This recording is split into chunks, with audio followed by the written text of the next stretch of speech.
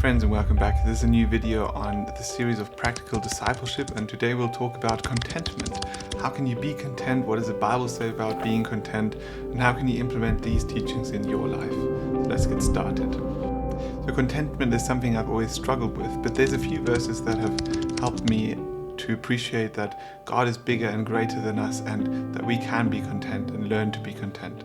The first is in Philippians 4 verse 11 and 12, where it says, "I'm not saying this because I'm in need, for I've learned to be content whatever the circumstances." I know what it is to be in need, and I know what it is to have plenty. I have learned the secret to be content in any and every circumstance, whether well-fed or hungry, whether living in plenty or in want. And this is something that Paul says. So he said he's learned how God has filled this void of always looking for the next big thing, and he's content. And that's amazing that Paul has learned that, and he can pass that on to the Philippians. 1 Timothy 6 verses 6 to 8, where it says, "But godliness with contentment is great gain, for we have brought nothing into the world, and we can take nothing out of it. But if we have food and clothing, we will be content with that. We come with nothing when we're a baby, and we die with nothing, right? And everything in between is only a temporary thing. So whatever things we want, whatever money we want, whatever new gadgets, new cars, whatever that is, that will not bring us lasting contentment." And Hebrews 13 verse 5 says, "Keep your lives free from the love of money and be content with what you have, because God has said, 'Never will I leave you, never will I forsake you.'" The writer of the Hebrews warns of the love of money. That is the true problem. It's not money itself, it's the love of money. And also encourages us to be contented with what we have. Be grateful for what you have. Because God is always there. He's there in the hard times. He's there in the happy times.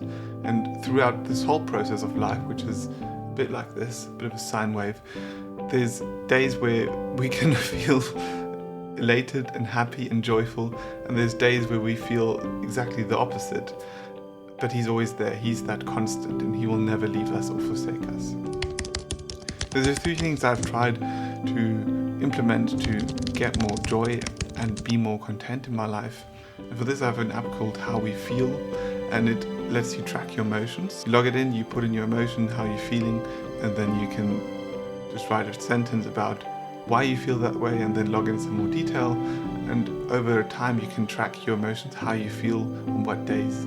And I want to work towards getting this content emotion, being happy with what you have, feeling like you have enough more often. So I'm working on tracking that emotion and also doing that with a diary, like keeping track of how I'm doing with gratitude and thankfulness, and just listing a few things every day that make me grateful for being here, for everything I have.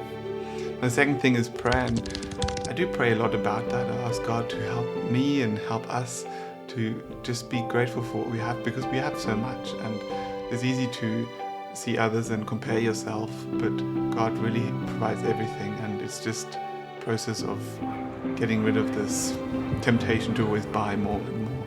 And then, not even then will you feel happy and really content after you've bought something. The third thing is just mentioning it in conversations with friends, with people from our meeting, our ecclesia, and just saying, "Hey, look, this is something I struggle with. Can you help me with this?" So in this way, I get to do all these things and also find a way to more contentment, to be happy and dwell with peace, and just say, "Hey, God will care for us," right? If God cares for the sparrows that are better dressed than Solomon was, as it says in Matthew, then He will care for us. He will provide everything we need. We just need to trust Him and believe that He will provide. Thank you so much for joining today. If you like this content, feel free to like the video and also subscribe. That would help me a lot.